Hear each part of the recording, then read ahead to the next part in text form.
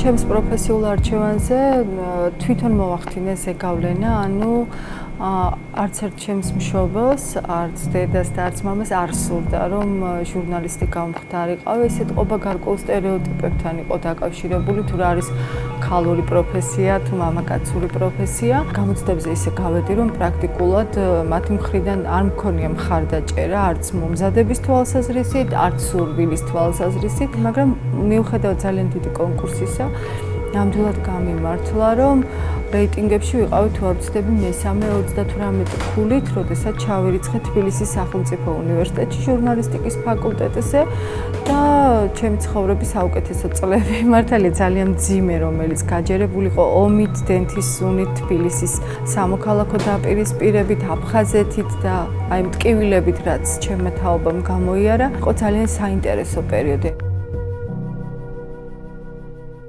მუშაობა დავიწყე გაზეთ რეზონანსში, მაშინ გახლდით 18 წლის. პირველივე შეხვედრაზე მივხვდი, რომ იმ ადგილას მივედი, რომელიც შემდეგ ძალიან შემიყვარდებოდა და ჩემი მეგზური ამ სამყაროში იყო ორი ჩემთვის ძალიან მნიშვნელოვანი ადამიანი, გიორგი ახვლედიანი, იგივე აკა მორჩილაძე და ასევე ლაშა გელოვანი, გაზეთის იმჟამინდელი რედაქტორი. სწორედ ამ ადამიანებმა დამაავადეს იმ პროფესიის რაღაც გარკვეული თავისებურებებით. გაზეთ რეზონანსის რედაქცია მთელი კოლექტივი სრულიად უერთდება იმ აღშფოთებას და შეშფოთებას, რომელიც გამოითქვა. ეს არის მართლა ძალიან მნიშვნელოვანი საკითხი, არის გადამწყვეტი ბრძოლა მედიის თავისუფლებისათვის. ჩემი ცხოვრება ვითარდებოდა ზუსტად ისე, როგორც ჩვენი ქვეყნის ცხოვრება, ანუ ყველა ის პრობლემა, რომელიც ამ ქვეყანას ჰქონდა, ნამდვილად საკუთარ ზურგზე და მხრებზე გამოვიარეს. მძიმე და რთული გზა ავირჩიე, ძალიან რთული გზა.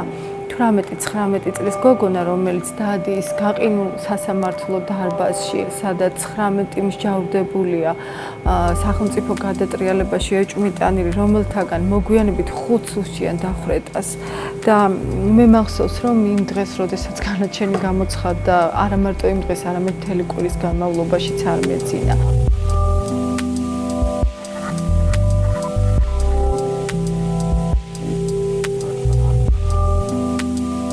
ქართულ ოცნებასთან დაკავშირებით გარკვეული შემოთავაზებები მქონდა ბატონი ბიძინა ივანიშვილის პოლიტიკაში გამოჩენისთანავე. ყიბულში იქნება ჩვენი საყვარელი ჟურნალისტი ელისო ჩაფიძე.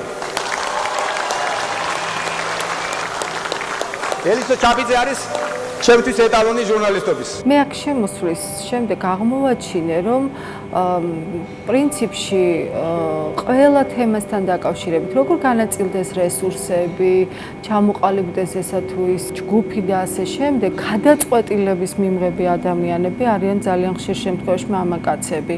ანუ ქალბატონები არიან პოლიტიკაში, მაგრამ არ არიან გადაწყვეტილებების მიმღები ადამიანები. არიან რა თქმა უნდა გამონაკლისები, ჩვენ რამდენიმე ძალიან კარგი მინისტრი გვყავს აღმასრულებელ ხელისუფლებაში ქალბატონების სახით, მაგრამ იმედი მაქვს, რომ მათი წილობრივი რაოდენობა კიდევ უფრო მეტად გაიზრდება.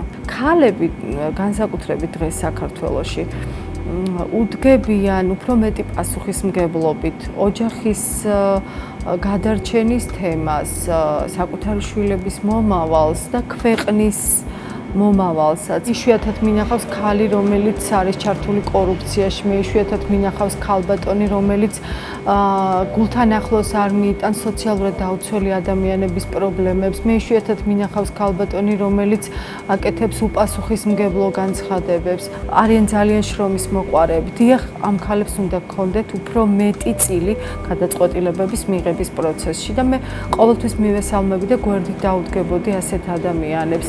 ბევრი ჩვეულებრივი ქალი უნდა მოვიდეს არა მხოლოდ პარლამენტში, არამედ აღმასრულებელ და განსაკუთრებით ადგილობრივ დონეებზე. ეს საქართველოში ცხოვრების დონეს გააუმჯობესებს.